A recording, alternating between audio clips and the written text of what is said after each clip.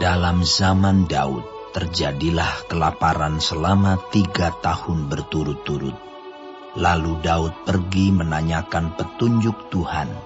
Berfirmanlah Tuhan, pada Saul dan keluarganya melekat hutang darah, karena ia telah membunuh orang-orang Gibeon. Lalu raja memanggil orang-orang Gibeon dan berkata kepada mereka, orang-orang Gibeon itu tidak termasuk orang Israel, tetapi termasuk sisa-sisa orang Amori. Dan walaupun orang Israel telah bersumpah kepada mereka, Saul berikhtiar membasmi mereka dalam kegiatannya untuk kepentingan orang Israel dan Yehuda. Daud berkata kepada orang-orang Gibeon itu, apakah yang dapat kuperbuat bagimu? Dan dengan apakah dapat kuadakan penebusan, supaya kamu memberkati milik pusaka Tuhan? Lalu berkatalah orang-orang Gibeon itu kepadanya, bukanlah perkara emas dan perak urusan kami dengan Saul serta keluarganya. Juga bukanlah urusan kami untuk membunuh seseorang di antara orang Israel. Tetapi kata Daud, apakah yang kamu kehendaki akan kuperbuat bagimu? Sesudah itu berkatalah mereka kepada raja, dari orang yang hendak membinasakan kami dan yang bermaksud memunahkan kami, sehingga kami tidak mendapat tempat dimanapun di daerah Israel. Biarlah diserahkan 7 orang anaknya laki-laki kepada kami, supaya kami menggantung mereka di hadapan Tuhan di Gibeon, di bukit Tuhan. Lalu berkatalah raja, aku akan menyerahkan mereka.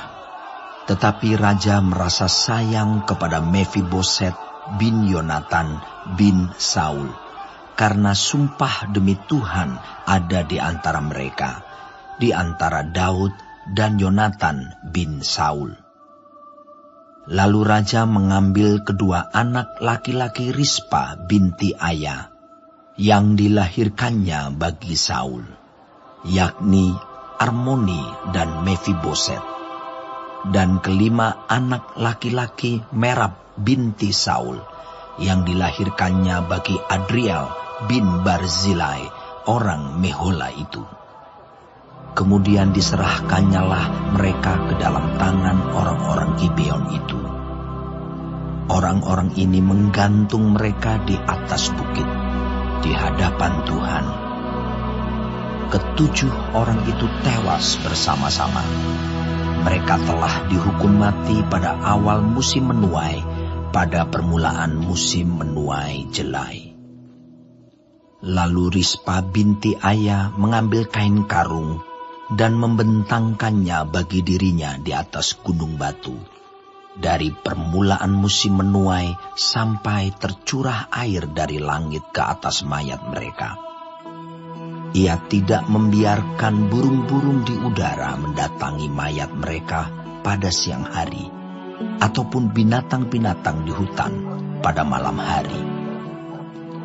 Ketika diberitahukan kepada Daud apa yang diperbuat Rispa binti Aya, gundik Saul itu, maka pergilah Daud mengambil tulang-tulang Saul dan tulang-tulang Yonatan anaknya dari warga-warga kota Yabes Gilead, yang telah mencuri tulang-tulang itu dari tanah lapang di Bet-San, tempat orang Filistin menggantung mereka, ketika orang Filistin memukul Saul kalah di Gilboa. Ia membawa dari sana tulang-tulang Saul dan tulang-tulang Yonatan anaknya. Dikumpulkanlah juga tulang-tulang orang-orang yang digantung tadi. Lalu dikuburkan bersama-sama tulang-tulang Saul dan Yonatan anaknya di tanah Benyamin di Zela, di dalam kubur Kis ayahnya. Orang melakukan segala sesuatu yang diperintahkan raja. Maka sesudah itu Allah mengabulkan doa untuk negeri itu.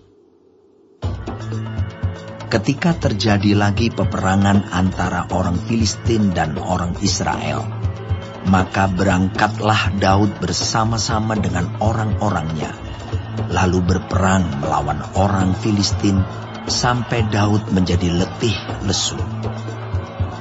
Yesbi Benob yang termasuk keturunan raksasa, berat tombaknya 300 shikal tembaga, dan ia menyandang pedang yang baru, menyangka dapat menewaskan Daud.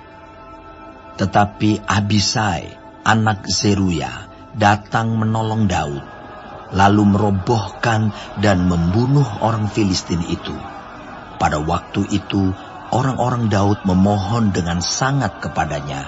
Kata mereka, "Janganlah lagi engkau maju berperang bersama-sama dengan kami, supaya keturunan Israel jangan punah bersama-sama engkau." Sesudah itu, terjadi lagi pertempuran melawan orang Filistin di Gob.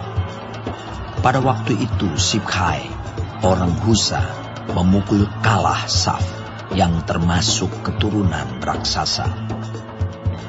Dan terjadi lagi pertempuran melawan orang Filistin di Gob. Elhanan bin Yaare Oregim, orang Bethlehem itu, menewaskan Goliat orang Gad itu, yang gagang tombaknya seperti pesa tukang tenun.